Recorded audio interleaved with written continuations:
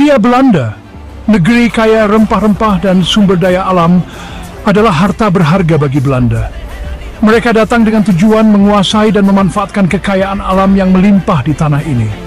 Rempah-rempah seperti cengkeh, pala, dan lada menjadi komoditas utama yang diperdagangkan ke seluruh dunia, menjadikan Belanda salah satu kekuatan ekonomi terbesar pada masanya.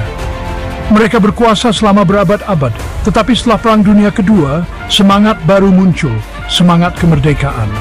Rakyat Indonesia mulai bangkit dan menuntut hak mereka untuk menentukan nasib sendiri. Perang Dunia Kedua membawa perubahan besar di seluruh dunia, termasuk di Hindia Belanda. Indonesia ingin merdeka, namun Belanda tidak siap untuk melepaskan.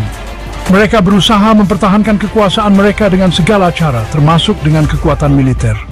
Konflik antara Belanda dan pejuang kemerdekaan Indonesia pun tak terelakkan.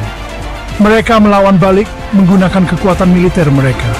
Tentara Belanda dikerahkan untuk menumpas perlawanan, namun semangat juang rakyat Indonesia tidak mudah dipadamkan.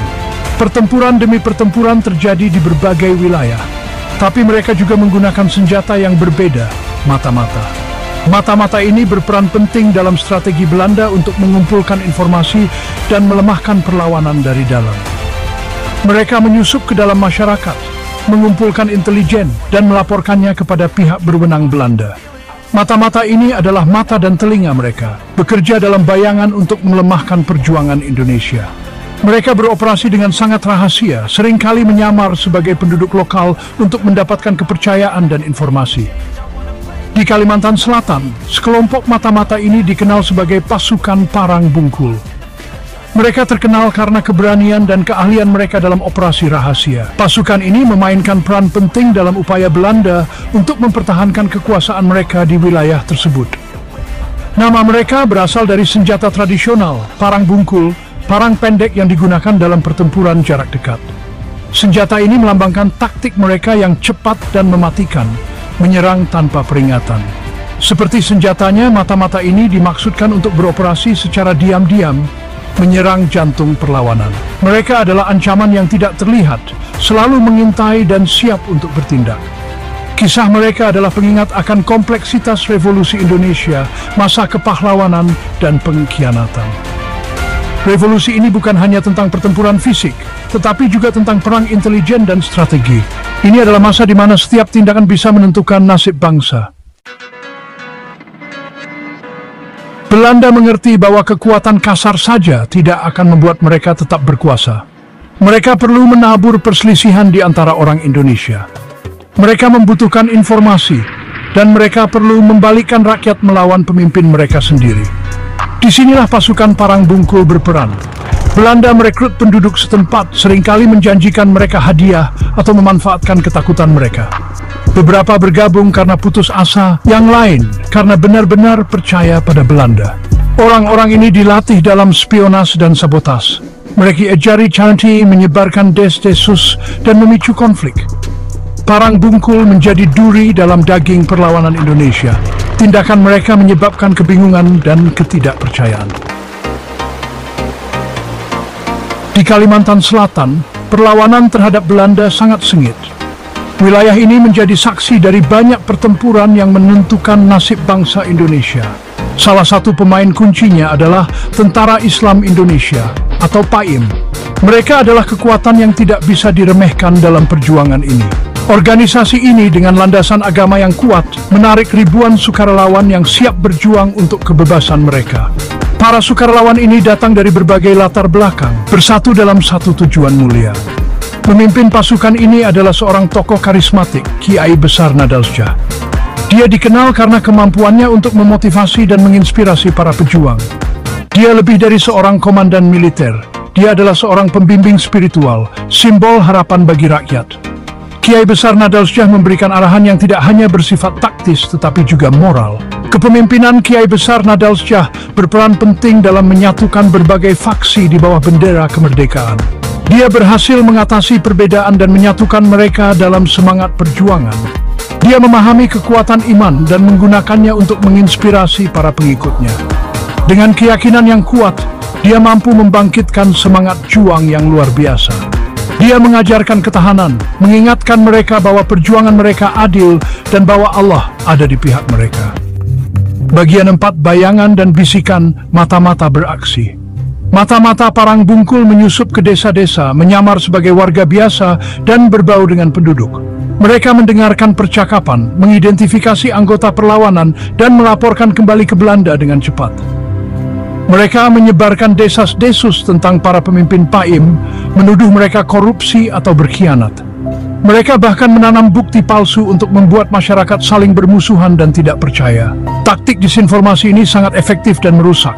Ini menabur benih keraguan di benak masyarakat. Itu membuat mereka mempertanyakan pemimpin mereka dan ragu-ragu untuk mendukung perlawanan. Tangan tak terlihat. Parang Bungkul melemahkan moral para pejuang Indonesia secara perlahan. Bagian 5, pertempuran yang diperjuangkan dan kalah jejak Parang Bungkul. Dalam bab ini, kita akan menyelami peristiwa-peristiwa penting yang melibatkan Parang Bungkul dan dampaknya terhadap perjuangan PAIM. Parang Bungkul terlibat langsung dalam beberapa insiden penting yang menghambat upaya perlawanan. Mereka memainkan peran kunci dalam memberikan informasi strategis kepada Belanda yang sangat merugikan PAIM. Mereka memberikan informasi penting kepada Belanda sebelum serangan yang menyebabkan kerugian besar bagi PAIM. Informasi ini seringkali mencakup rencana serangan, posisi pasukan, dan kelemahan strategis. Salah satu peristiwa tersebut adalah pertempuran Rantau, di mana pasukan Belanda dibantu oleh intelijen dari mata-mata menyergap PAIM, menimbulkan banyak korban. Pertempuran ini menjadi titik balik yang signifikan dalam perjuangan PAIM. Peristiwa penting lainnya adalah pengkhianatan dan penangkapan seorang komandan tinggi PAIM. Pengkhianatan ini direncanakan dengan sangat hati-hati oleh Parang Bungkul. Komandan tersebut telah bertemu dengan kontak terpercaya yang tanpa sepengetahuannya adalah seorang agen Parang Bungkul. Pertemuan ini menjadi awal dari akhir bagi komandan tersebut. Penangkapan komandan tersebut merupakan pukulan besar bagi PAIM, mengganggu rantai komando mereka dan menurunkan moral pasukan. Dengan hilangnya pemimpin mereka, PAIM harus berjuang keras untuk pertahankan strateginya. Bagian 6, arus berbalik, perlawanan dan pembalasan. Namun, perlawanan tidak mudah dipatahkan. Mereka tahu ada mata-mata di tengah-tengah mereka. Mereka memulai operasi kontra intelijen mereka sendiri.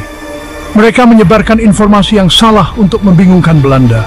Perlahan, mereka mulai mengidentifikasi dan menetralisir mata-mata Parang Bungkul. Ketika tertangkap, para mata-mata menghadapi murka orang-orang yang telah mereka khianati. Beberapa dipenjara, sementara yang lain menemui ajal yang lebih cepat dan lebih brutal. Kemarahan rakyat sangat jelas, bukti rasa pengkhianatan yang mendalam yang mereka rasakan. Terlepas dari risikonya, perlawanan terus melawan Belanda dan kolaborator mereka. Bagian 7, kesimpulan bekas luka di bumi, kenangan di hati rakyat. Pasukan Parang Bungkul, meskipun akhirnya dibubarkan, meninggalkan dampak yang bertahan lama pada Revolusi Indonesia di Kalimantan Selatan. Mereka menyebabkan kerusakan yang signifikan, melemahkan perlawanan dan menunda hal yang tak terelakkan. Kisah mereka adalah pengingat akan realitas perang yang kompleks, di mana garis antara loyalitas dan pengkhianatan seringkali kabur. Saat ini, ingatan akan Parang Bungkul berfungsi sebagai kisah peringatan, pengingat akan pentingnya persatuan dan kewaspadaan dalam menghadapi kesulitan. Ini adalah kisah yang diturunkan dari generasi ke generasi, pengingat akan harga kebebasan yang tinggi dan pengorbanan yang dilakukan untuk mencapainya.